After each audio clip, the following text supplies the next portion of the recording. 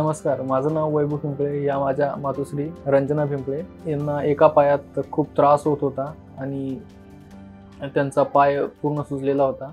याआधी आम्ही जालना येथे एका प्रतिष्ठित दवाखान्यात ट्रीटमेंट घेतली. त्यांनी अर्थरायटिसची ट्रीटमेंट दिली आणि तिथे आम्ही 4-5 दिवस ॲडमिट होतो. तरी तिथे काही दिवस आम्हाला बरे वाटले, 1-2 महिना.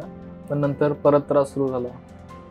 तर मग नंतर आमच्या एका डॉक्टर नातेवाईकांनी आम्हाला इथे येण्याचे रिकमेंड केले आणि इथे त्यांचा मणक्याचं जे ऑपरेशन आहे, सर्जिकल ऑपरेशन इथे झाले. आता त्यांना बरं वाटतं, पायाचा त्रास संपला आहे. आम्ही ही ट्रीटमेंट डॉक्टर विवेक देशमुख यांच्याकडे घेतली.